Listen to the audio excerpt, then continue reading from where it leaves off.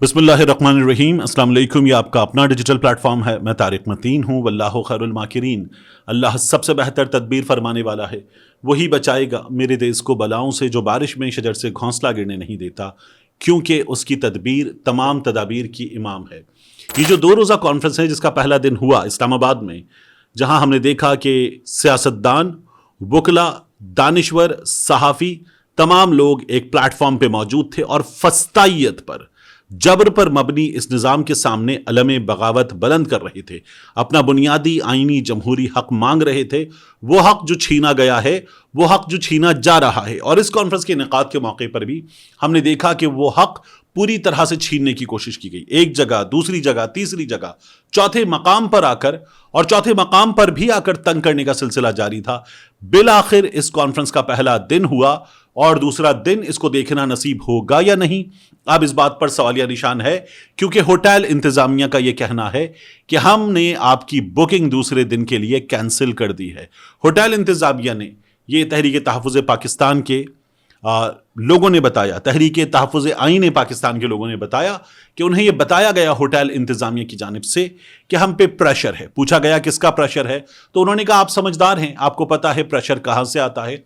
और बाहर खड़े होकर तहरीक तहफ़्फ़ुज़ आईन पाकिस्तान के रहनुमाओं ने कहा कि या तो एजेंसीज के लोग थे या इंतजामिया के लोग थे जिन्होंने आकर बताया और हमें दूसरे दिन के लिए मना कर दिया गया है। ये लोग बैठे होटल की इंतजामिया के साथ, उनसे बात की, लेकिन होटल की इंतजामिया अपनी मजबूरी जाहिर कर रही थी। अब इनका यह कहना है कि दूसरा दिन तो होगा, धरना देना पड़ा, यहां रहना पड़ा, यहां रात को सोना पड़ा, दूसरा दिन होगा। ये भी होटल की इंतजामिया कह रही कि 150 के करीब लोगों की मुलाजमत का, रोजी रोटी का मसला है, वगरना क्या होगा। इंतजामिया या आने वाले प्रेशर डालने वाले ये कहकर गए हैं कि आप पे जुर्माने होंगे और आपका कारोबार भी बंद हो सकता है। उनका यह कहना है कि इन हालात में क्या किया जा सकता है। अब आप देखिए कि कॉन्फ्रेंस के पहले रोज जो तकारीर की गई, जो बातें हुई, उनके हवाले से साहिबजादा हामिद रजा कहते हैं ना एंटी स्टेट बात हुई, ना खिलाफ कानून बात हुई, ना खिलाफ आइन बात हुई। हम अपना बुनियादी जमहूरी आइनी हक इस्तेमाल करते हुए अपनी बात कर रहे थे। किस हॉल में? जो आसमा जहांगीर साहिबा से मंसूब है, उस हॉल में ये अपनी बात कर रहे थे, उस ऑडिटोरियम में। और इस कॉन्फ्रेंस के दूसरे रोज क्या होना था? दूसरे रोज महारंग बलोच को खिताब करना था, दूसरे रोज मंजूर पश्तीन को खिताब करना था।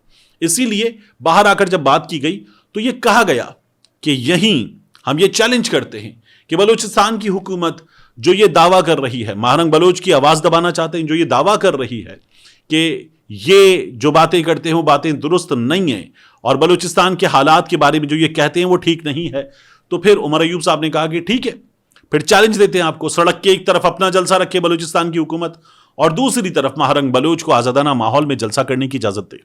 उन्होंने कहा कि ये जो बलूचिस्तान की हुकूमत कह रही है कि ये लोग जो बातें बता रहे हैं ये बातें दुरुस्त नहीं हैं, तो जिस तरह से बलूचिस्तान में एक अरबाब इख्तियार में शामिल शख्सियत से, उसके मुसल्लह गार्ड से असलहा छीना गया, उन्हें सड़क पर यरगमाल बना लिया गया, वो असलहा वापस ना लें, उनके पास मौजूद बंदूकों के मैगजीन वापस ना लें, उस मैगजीन में से एक गोली वापस लाकर दिखा दें, ये चैलेंज दिया गया उमर अयूब साहब की जानिब से। तो कॉन्फ्रेंस में जो तकारीर थी वो हमारे हालात की अक्कासी कर रही थी, वो आईना दिखा रही थी, वो आईने पर मौजूद जो सूरत हाल है वो सामने ला रही थी और इंतजामिया उन पर बिगड़ रही थी, उनकी आवाज दबा रही थी, मुसलसल दबा रही थी। ये जो कहते हैं ना, इस आईने पे जरा सा गुबार नहीं, हुजूर आपके चेहरे पर ही कदूरत है। आप अपने चेहरे के दागों की फिक्र कीजिए, आईने पे बिगड़ने की क्या जरूरत है। वो सूरत हाल इस्लामाबाद में हमारे सामने थी। आप देखिए कि इस इंतजामिया ने क्या किया है, इस हुकूमत ने क्या किया है, इस हुकूमत के गैर सियासी दोस्तों ने क्या किया है। हमने लियाकत चट्ठा से अब तक क्या होता हुआ देखा है, लियाकत चट्ठा गायब देखा, हमने जलसों पर, जुलूसों पर हुकूमत का वार देखा, पाबंदी देखी, अदालतों का हुक्म ना मानना देखा, हमने सड़कों पर खंदकें खुदती हुई देखी, हमने कंटेनरों की दीवारें उठती हुई देखी, हमने ये देखा कि हमारा दारुल हुकूमत ऐसा लग रहा था कि कोई किला बना दिया गया है जहां इस मुल्क के दारुल हुकूमत में इस मुल्क के बासियों को आने की इजाजत नहीं है। और باقاعدہ طور پر ایک صوبے کے لوگوں پر ملک کا دارالحکومت دوسرے صوبے کا حصہ بند کر دیا گیا. یہ صورتحال ہم نے دیکھی ہے اور یہ صورتحال اس حکومت نے پیدا کی ہے. کیوں؟ کیونکہ یہ حکومت خوف زدہ ہے. اس حکومت کے پاس لیجٹمیسی نہیں ہے. اس حکومت کے پاس اصلی فارم 45 نہیں ہے. یہ حکومت دھاندلی کی پیداوار حکومت ہے. یہ میرٹ پر آئی ہوئی حکومت نہیں ہے. اسی لیے اس نے پہلے ٹرائیبیونلز بدلے.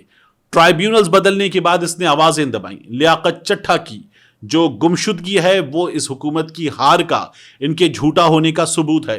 کاشف عباسی کا آف ایئر ہونا ان کے جھوٹا ہونے کا ثبوت ہے.